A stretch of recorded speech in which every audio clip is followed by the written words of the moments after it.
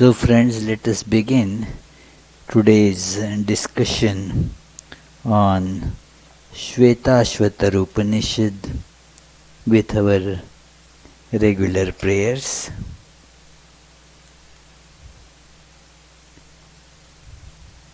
Om Sahana Vavatu Sahanau Bhunaktu Sahaviryam Karavavahai Tejasvinavadhitamastu Ma Vidvishvavahai. Om Shanti Shanti Shanti. May we be protected together. May we be nourished together. May we together. May we make us illumined. May there be no dislike between us. Om, peace, peace, peace. Last Friday we were discussing that every human being has these questions that what is this world about? Who am I? What is my connection with this world? What is the purpose of this living? And so forth. For most people, these questions, although they appear sometimes, they take a back seat because of the other mundane problems and the mundane desires of the world. That yes, I want to get a lot of money, I want to have many other pleasurable things of the world, I want to have a very good family, and I want to see all the places in the world, and many such desires. They keep up coming very strongly, and then this question therefore doesn't appear to be that important. We feel that that questions, even if they come, they can wait. Or I am not that great a person to solve those. It is let the other people take care of it. I am not a saint, you see.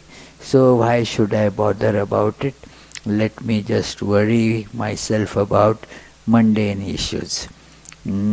Just taking care of the body, making the best of it while it lasts, and get lot of pleasures as much as I can, grab. It is that happens with most of us. But there are some who actually deserve to be called true human beings. Otherwise, for most of us, our life is just the animal life, the life attached to body. That is the meaning of animal life. And we know what it means is it's just coming and going. For most of us, more or less all the facts of life are very similar, very minor differences. Like that song I learnt in our childhood back in India, very simple, just for the children to know the days and all that. Solomon Grande, born on Monday, chiseled on Tuesday, married on Wednesday, ill on Thursday, worse on Friday, died on Saturday, buried on Sunday.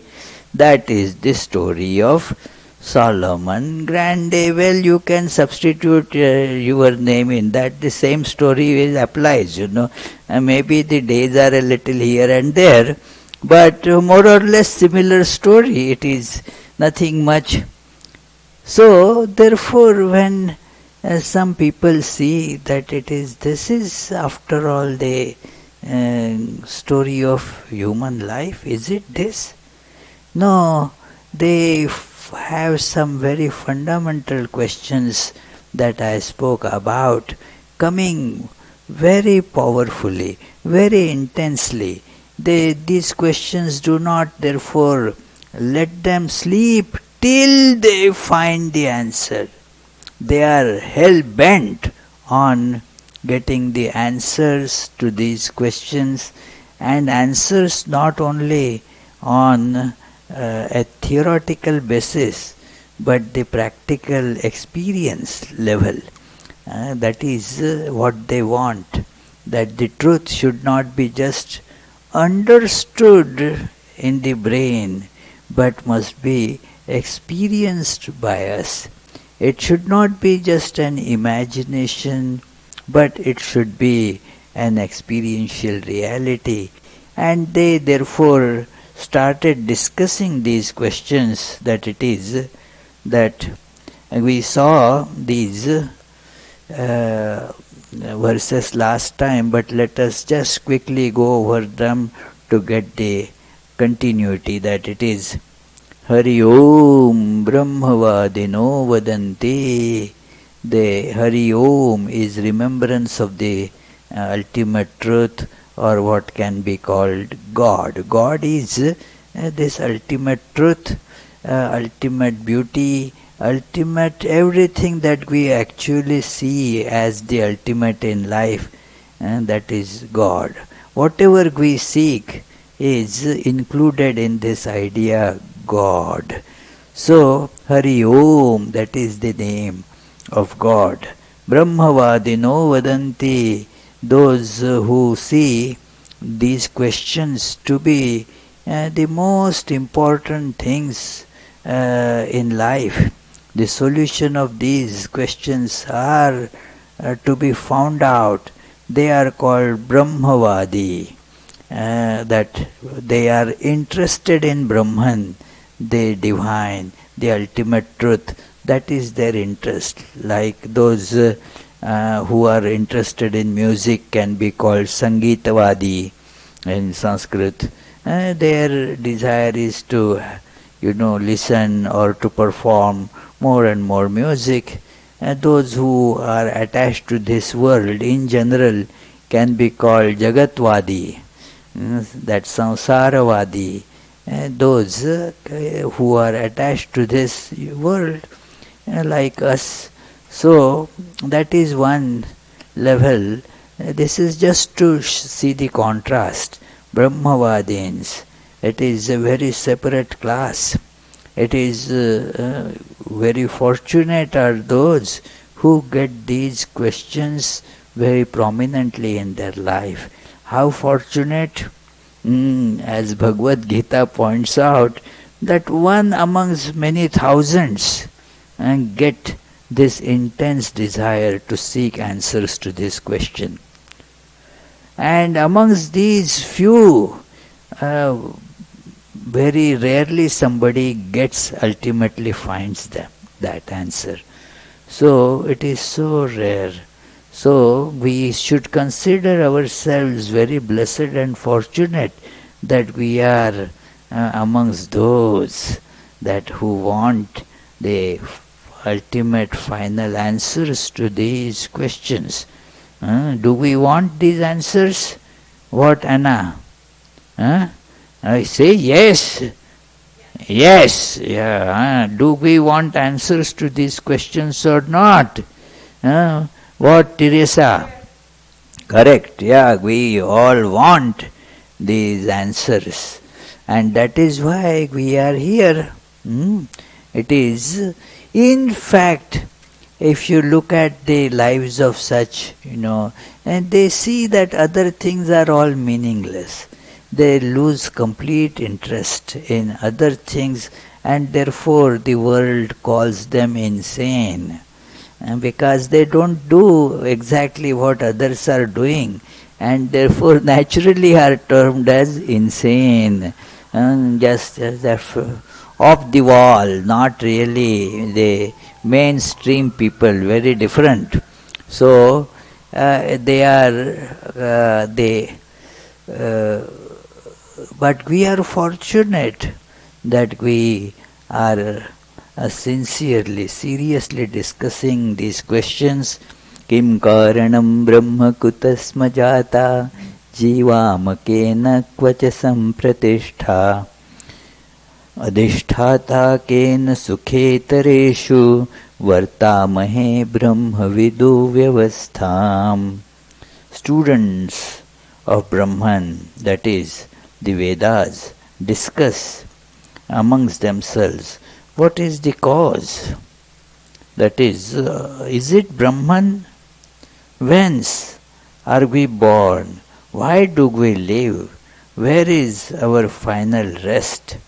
Under whose orders are we who know the Brahman, subjected to laws or law of happiness and misery? Who is all this? Why somebody becomes happy? Why somebody becomes sad? Why these things happen to us? And that sometimes we feel very nice and happy, sometimes we feel sad and depressed. Who decides that? Who governs that? We need to know that what that ultimate power is, who allocates, distributes all these things, pleasures and pains. Why? It is so. These questions were discussed by them, and as they discussed some answers also, they thought about possible answers. That kala svabhavo niyatir yadricha bhutani yoni purusha iti chintya संयोग येषाम न तो आत्म भावात आत्माप्यनीशः सुख दुख हेतु हो. So, should time or nature or necessity or chance or the elements be regarded as the cause, or he who is called the Purusha, the living self, is the cause? The cause cannot be the combination of these entities, since there is a living self, Atman, for whose sake the combination has been made. Yet, neither is the Atman the cause, for it is in turn dependent upon good and evil, or pleasure and pain. Sukha dukkha, that is the original word, sukha dukkha hetu ho. So it is dependent on pleasures and pains, and so that is who is then the final cause. It is one cause given as time. Well, everything happens in time, we say. By time everything is governed. Time is the governor. So that is how one idea comes up, that time therefore is the ultimate cause. It is one of the first manifestations of the divine, is also therefore called time. That the sense of time, it we see kind of runs independently of whether we like or we don't like. It goes on its own. It is something that does not depend on us, that 1 hour will elapse, whether I want or I don't want. It elapses. It is day and night, that cycle goes on, whether I want, I don't want. It is, even if suppose I am very happy, enjoying some situation, and yet the time passes, I don't like that thing to end, but it ends because there is the time. So time appears to be cause, but a closer examination shows that time is not the cause. time is generated by multiplicity, not that time governs it. Our sense of multiplicity gives rise, that events, the multiplicity changes. Changes give rise to the sense of time. If there is no multiplicity, please give some thought. This is a very subtle point, but very important, that because we perceive multiplicity, and this multiplicity, there is the interaction going on between things, what we call it as events. The events are seen separated. The distance between the events gets called as time.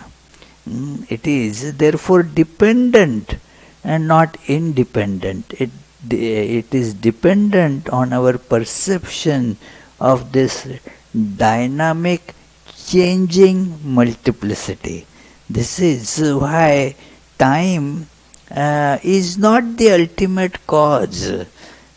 Time and space, they are not thus the ultimate cause, because they depend on this separation. Our understanding becomes kind of inverted. We think that we live in space and time.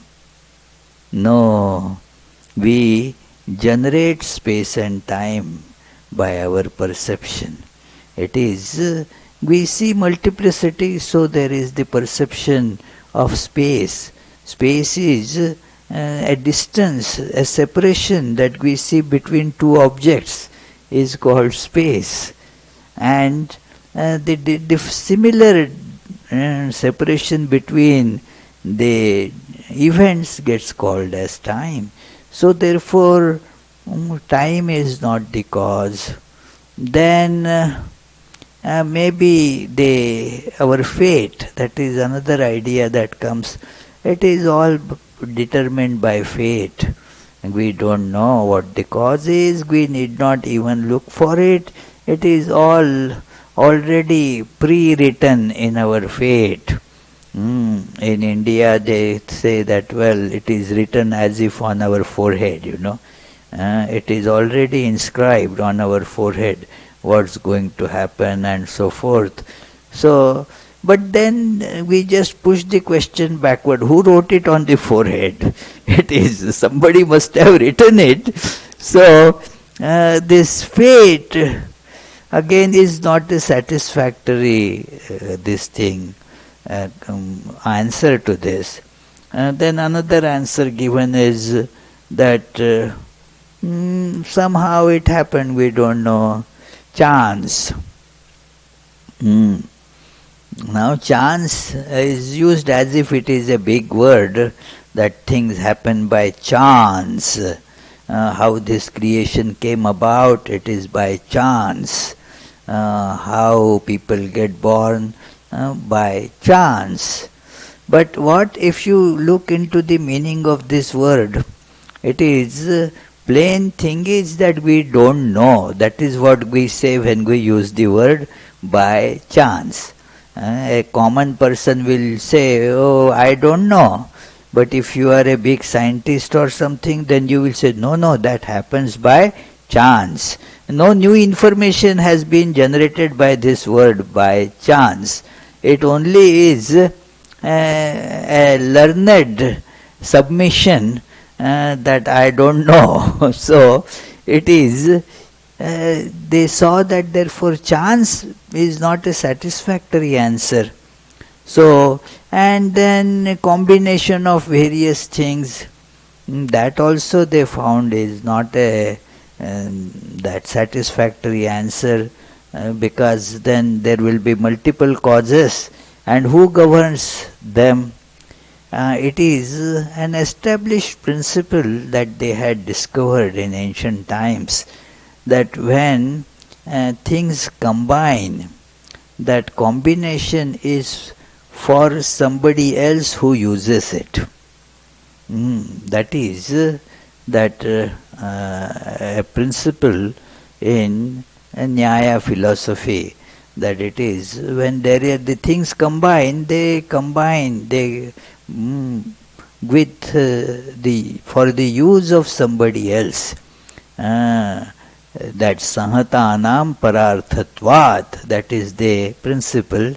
Sahatanam means things coming together. And they are for somebody's use.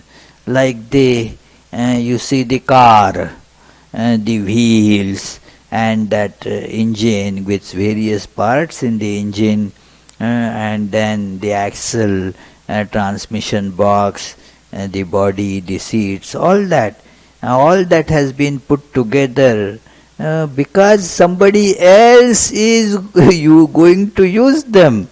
For somebody's use that has come together.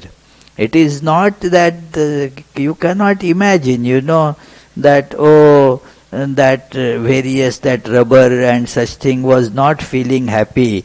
So it on its own, came together and became a tire. No, that is not the case. Impossible to think like that. And that is, you cannot think that the seats also get made or just without any user. No, it is all user. In fact, the manufacturers always try to get the feedback from users. Why? Because then if the users are happy, then they can sell more. If users have suggestions or they have some problems that they state, they can correct those problems so that it will become more user friendly. So the user is there for which the combinations come about. So the combination being secondary to user, it is being dependent on user. It is very good. It all depends on user, I had many years ago this happened. I was traveling in a car, and then some people had given me some food packed, and then myself, some others were there. We stopped at a nice scenic place, and then ate the food. It was too much for us, so we could not eat much, or at least all of it. A good deal remained. So now I saw some stray dogs. They were waiting for us to finish, and then they can get it, the remaining part. So and then I put all that in a bag. There was a plastic bag. I put all that in a bag and then gave it to the dog. Now for me it was good to carry things in a plastic bag, but for a dog it was a big problem, you see. It was not happy to bite at the plastic to open it. That was very uninviting for the dog, that plastic bag. So you see, it is as per user the things become differently usable. It is for human beings maybe to carry a plastic bag may be okay, but for the dog it was nonplussed. It was how to get the food out of that thing. So one of us had to go open it, and then the dog was quite happy about it. So it is that is how these. So if you say that, well, it is because of me everything has been done. Now again that cannot be the cause, because I am then dependent on these things. I am buffeted by pleasures and pain.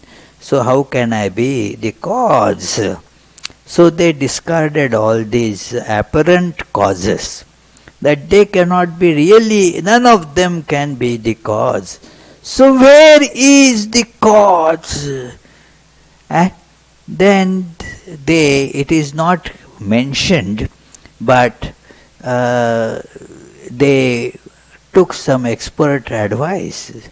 Their own discussions could not really come to any conclusion. And so they asked somebody who has known the answer that can you tell us what is the answer? You go to a sage, a guru, a teacher who sees the answer and then tells, well, this is the problem. And then they, even after the guru tells, they have to internalize that. They have to understand that. The teacher has given some instructions. Now you have to work on those to properly understand, and then you can implement them. It is if you cannot implement, you have not really learned. If you can implement, then only you have learned. So it is. So these people did that. The details will gradually come unfold, but the principle has been told in the next verse. It is very important. In fact, the single most important verse in this Upanishad that is even in the whole Vedanta literature, this verse assumes immense importance, because it is here that you see the mention of the Shakti or the power as that universal power of manifestation of the one principle given as the cause. What is called technically as Maya or Shakti, that is the power because of which one appears to be many. It is described as power of that makes us ignorant of the one, and therefore we see many. That is one way of looking at it. Or the power because of which, although it is one, it also appears as many, and there is no contradiction in that as such. The one is the real, or the independent, the multiplicity is dependent on that one. So either way one can look at it, but this is te dhyana yoganugata apashyan devatma shaktim swagunair nigudham yak karanane nikhilane tane kalatma yuktane abhitishtatyeka. That it is these practicing the method of meditation, they realize that that being who is the God of religion, the self, the philosophy and the energy of science, who exist as the self-illumined power in everyone, who is the source of the intellect, emotions and will, who is one without a second, who presides over all the causes enumerated earlier, beginning with time and ending with the individual soul, and who had been incomprehensible because of the limitation of their own intellect. This is a long verse, and one has to really ponder over each of them, that it is the first thing, te dhyana yoganugata apashyan. A very different method has to be applied for this learning. In the introduction to the book Raja Yoga, Swami Vivekananda gives this, that every science also has its own distinct instruments. If you want, for example, to study microbiology, you have to use a microscope so that you can see the microbes and then get their distinct features and all you can see. But then if you want to study astronomy, while you go, will you use microscope? Telescope, exactly, for studying the astronomical, those bodies, then microscope is not the instrument you have to use, telescope there. So each science has its own instruments. Now this science, it also has instruments of its own. Those instruments have to be used, and those instruments are called, in one word, meditation. Through meditation, these truths can be realized, can be seen. Te dhyana yoga anugata apashyan. They saw the truth, apashyan. Not that they got an idea, no, they saw. It is a matter of experience. Te dhyana yoga anugata.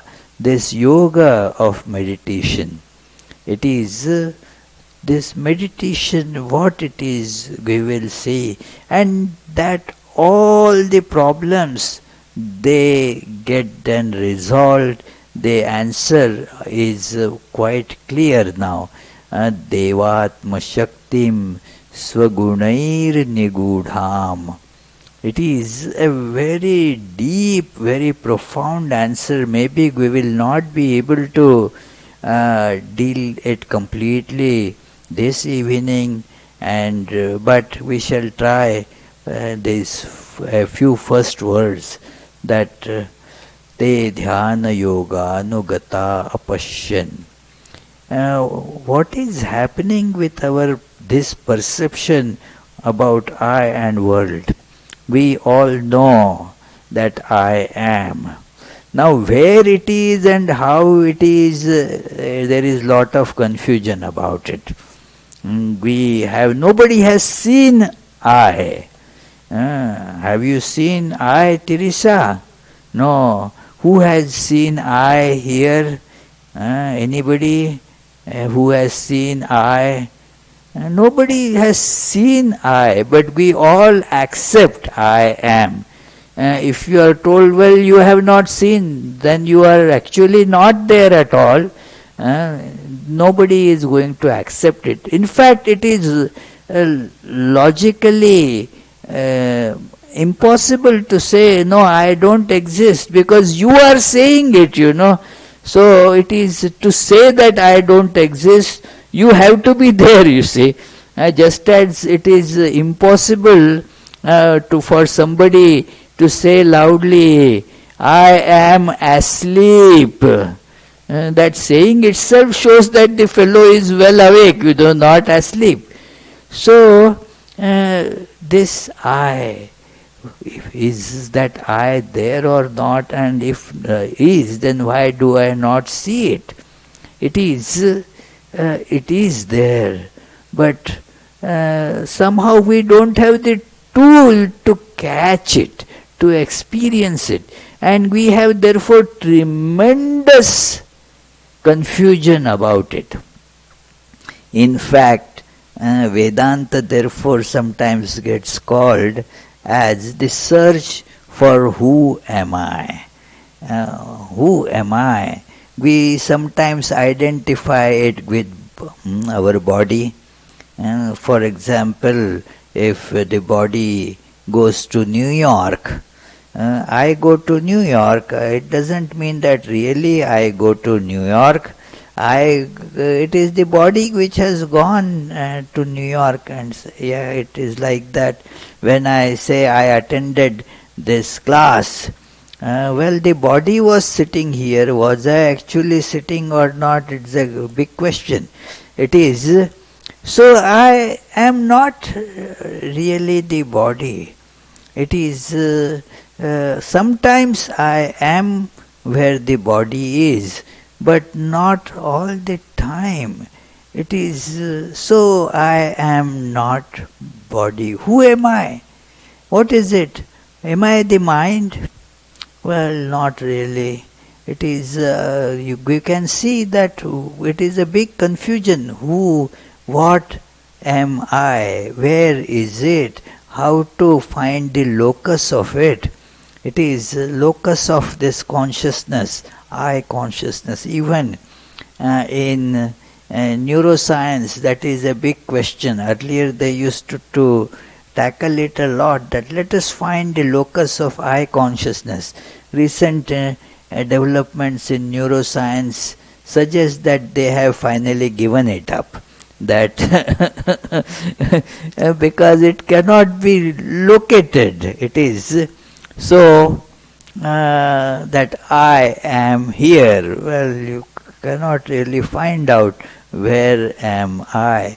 So that is an important thing, that who, where I am. Other part of our perception is world. That also keeps on shifting and changing according to our senses. We see that my world is not same as that other person's world. They are different. Different people have their own world really. It is, although we are all human beings, still our world is not same. Depends on our understanding about who am I, what this I want. Accordingly, my world gets some kind of a settled idea. We are all in this room here. We are all from that angle human beings. But look, this our Tommy will be in a different world. He is in a different world than the Sunita is. Very different. One can be husband-wife, very closely connected people, and yet they would be living in completely different worlds. It is then what is this world about? You start exploring that. That is, it is seen that it keeps on shifting and changing and depends on our senses. Our sense organs determine it. And so it is, if our sense organs, they are not showing us right thing, then the perception that we get is not right. And that is one thing that we all should remember, that we just swallow without salt whatever these sense organs, that information they bring to us, and think that whatever they are telling is right. But by analysis and by tallying with the other sense experiences, we find that the information they furnish is not correct, at least not correct always. For example, and that is the reason that for thousands of years maybe the earth was considered to be flat, because that is how our eyes see. It is, even when I learned in school, some I think 3rd or 4th grade, and we read that the earth is round, and then I told it to somebody who was one class junior, I was in third, that fellow was in second. And then a brilliant boy, said, "Hey, how can it be round? Otherwise, how can we stand? We would have fallen down." The very fact that we can stand, it shows that the earth is flat. Try to stand on this ball and you will immediately know that you can't stand steady. So, and see, everywhere you see it is all flat, isn't it? Where do you, yes, so it is flat. You have mountains and all that, that is it. So even though the child in second grade, I said, no, you will know when you go to third grade that it is round. But that wasn't a very satisfying, but I didn't have any better answer at that time. So, but we discover gradually that it is, although we see that it is flat, actually it is round. By further probing, we understand that it is round, it is not flat. It seems to be also stationary, the earth, it moves, but we do not feel that. Our senses tell that it is stationary. In fact, taking it to be stationary, we calculate our movements, you see. We consider it to be stationary, but actually it is moving. Somebody was telling me, "Swami, you seem to travel a lot, you are traveling so much." And I replied that, we all travel 25,000 miles every day, because earth takes around, 25,000 miles. We make a round of 25,000 miles every day. So my traveling a few 100 miles here and there, it doesn't make any difference. So it is, but our senses don't think that the earth is moving. It thinks that it is. So this is, what it means is that our senses do not furnish accurate information. We have never calibrated them. We have never asked credentials about them. So we have to question those. Are they right? Are they correct?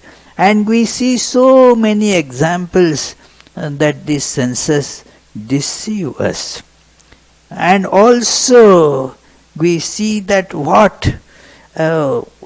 if I go beyond these senses, beyond the awareness generated through these sense perceptions, then I may discover the truth. These senses, just to give an analogy, it is an analogy, don't stretch it too far. Many of you, or I think almost all of you in childhood must have played with kaleidoscope.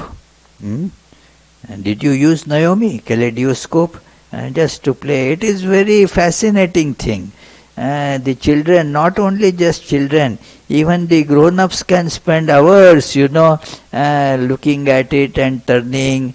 It is only a few glass beads are there, and then the whole universe gets created in that. It is, and if you are looking at it, you feel that it is real. It is so nice, so beautiful, and it all generates a kind of sense of reality. It is there. It is so many things. And if somebody who does not know that it is made, a small child maybe would see, oh, what a great thing it is, how all this could be fitted in that small tube. It is a small tube, see that lady is looking through, and then you see all these various hundreds of, or unending, infinitely many pictures you can create. Now, this world is like that. A kaleidoscope vision, changes all the time, shifts and changes. Kaleidoscope. With this analogy in mind, somebody had written a nice novel that this is a kaleidoscopic perception. Everybody has a different kaleidoscope, and then so we get different perceptions of the world. Now, imagine you take this kaleidoscope off. Now you see a different vision, a reality. In these relative terms, you can say that what you were seeing through the kaleidoscope was not real. And this is what is real. So, similarly, our senses and mind, body, sense organs, mind, intellect, all this instrument of perception is like a kaleidoscope. And whatever we are seeing through that is therefore shifting, changing, not real. Meditation is basically to go beyond this perception, take away the kaleidoscope of sense organs, body, mind, intellect, all this machinery with which we are perceiving the world. Keep it aside, push it away, transcend it. That is what is called transcendence. So one has to transcend his perception, and thus we will then come face to face with the truth, the reality. It is this transcendence is called meditation. Meditation is not just sitting in a place and close the eyes. It is many of us certainly say, I was meditating for 1 hour. It is the how much meditation occurred depends on how much transcendence has happened. How much have you gone beyond this sphere of senses? I remember in this context that famous Wizard of Oz song, Somewhere Over the Rainbow. This rainbow is the sign, is a symbol of all this variety. In this world we see all these colors, this variety. But here we always face problems. Our dreams never will come true here. That is why we are always just pushing our desires further and further and not really becoming satisfied. It is because they cannot be satisfied here. You have to transcend. That transcendence is meditation. Sitting and having a particular posture, having a mantra, having a guru, all these things are helpful, but in essence they are not meditation. It is an attempt to get rid of or step outside this realm of these organs and intellect and mind, which is presenting this illusory appearance like the kaleidoscope. So that is the essence of meditation, is that the dhyana yoganugata apashyan. And as you know, we were doing a little meditation. This truth manifests before you. Just look at the essence, the truth. This meditation helps us to grasp the essence and shift or push away the unnecessary fluff, the names and the forms. Like the animal crackers, I like that example too. that it is now the names and forms that is good for the babies, that okay, do you want to eat a tiger? Here it is. But the grown-ups know that what is a tiger is also a rabbit.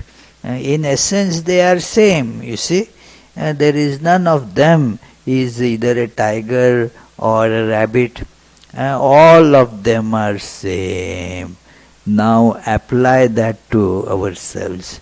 Just remove the name and form. Remove the form, the name also becomes meaningless then. It is that, and thus all the ideas about I and the world will completely change.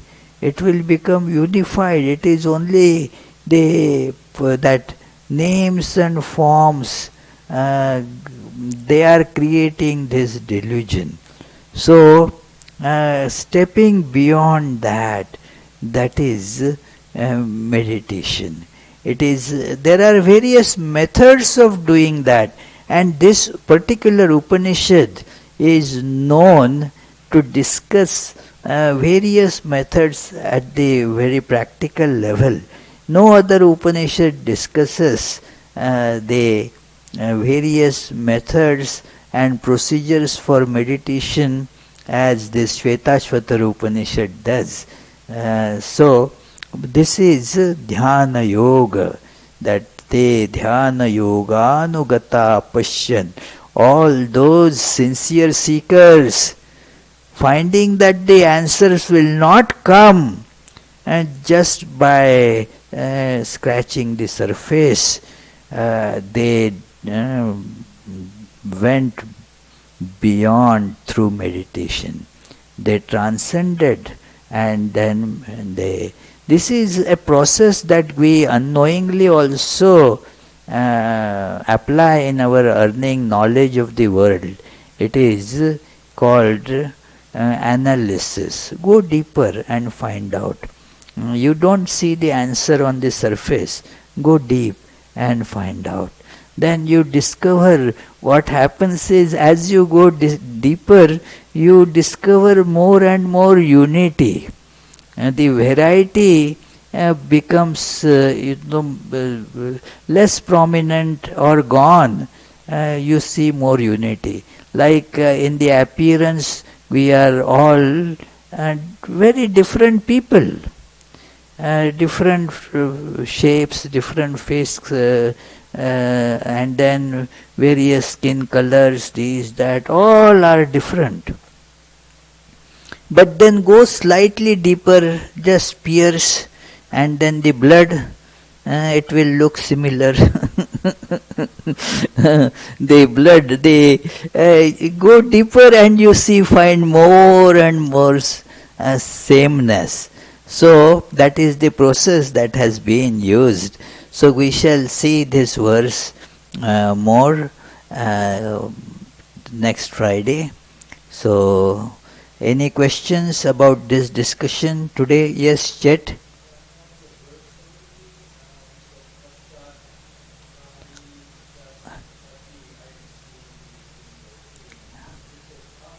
Apashyan, it is the past tense of Pashya, yeah.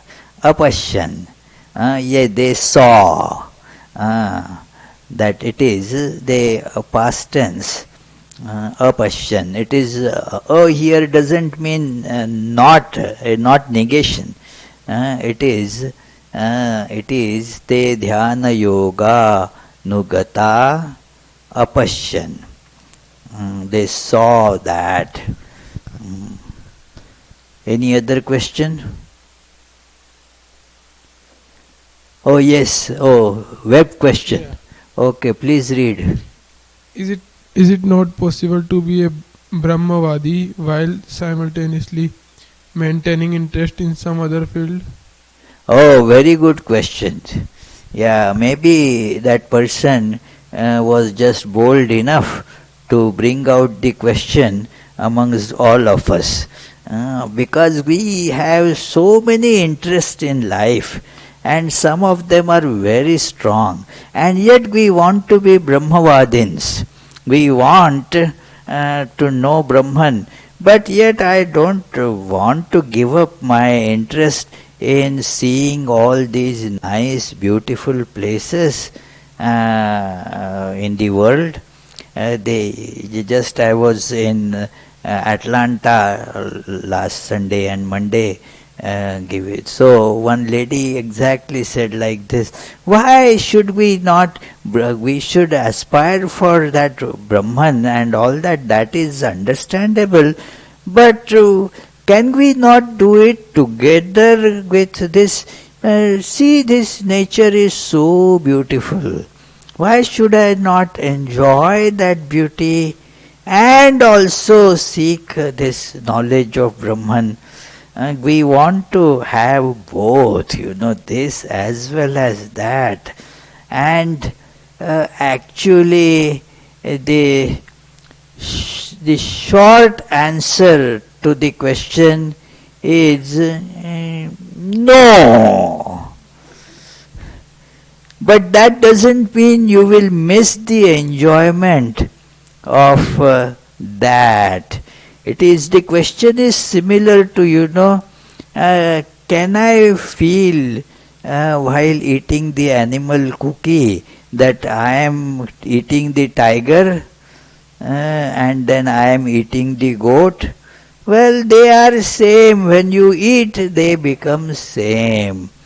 It is the enjoyment does not lie in anything else. In all other pursuits that we take up, there is a utility in them to carry the life on. That is understandable, but they should not be the pursuits taken up with the desire to find answers to this question. Okay, I need to, live here, so I need to, do something for subsistence. Okay, do that. That is, and even while doing that, you can focus your attention on that ultimate truth. That is, in fact, everybody will have to do that. But taking up something as a parallel pursuit, that okay, I will spend 1 hour, I like meditation, so I will every morning and evening I will spend half an hour or maybe 20 minutes in meditation, and then I have so many other things to do. Isn't it Trupti? That a lot of things are there to be done, and then I will take care of those too. I want my life to be a multifariously successful life.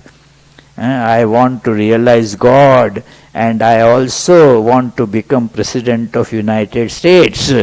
And I want to get the Nobel Prize in some research in some science. I want all these. If you see, as the kids watch some games, and they see those very celebrated players that playing basketball or whatever, they feel that they would become such a successful player. That is what is life for, to become like that. All these aspirations will create hindrances.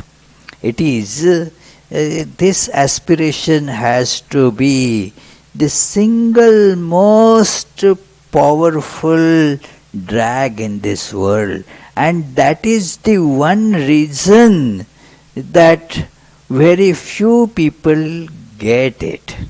That we feel that this is important, but we do not give full importance to it.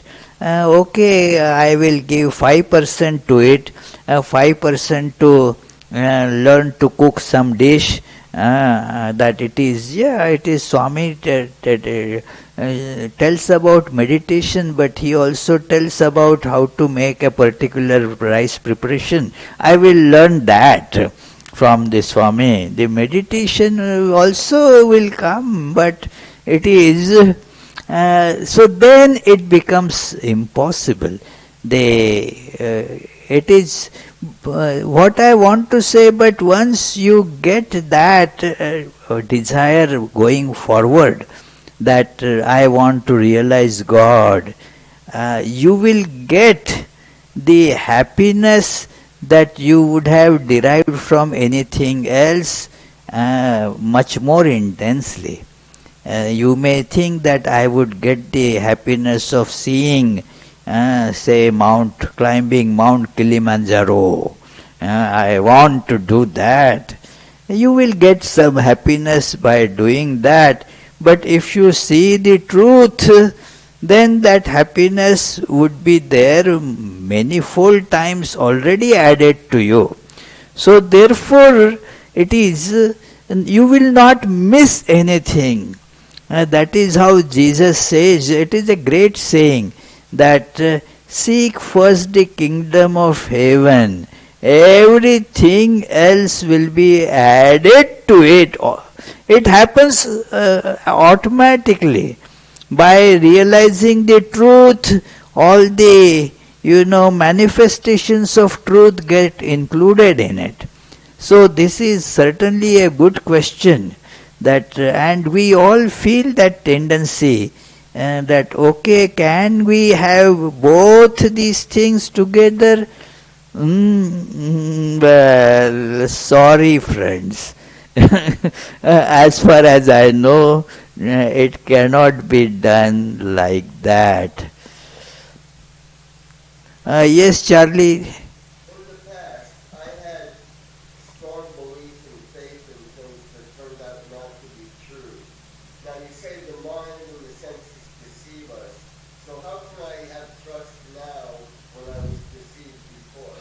Yeah, so therefore you have to investigate. It is, see, those trusts that you had before, they were the trust that you got from your sense organs, that this is real.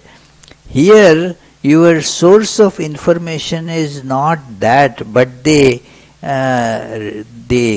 realization of the sages, the words of the sages, and also your meditation. It is, that is why there is no chance of getting deceived in this, because the causes of deception are not present here. So let us conclude with the closing prayers. It is that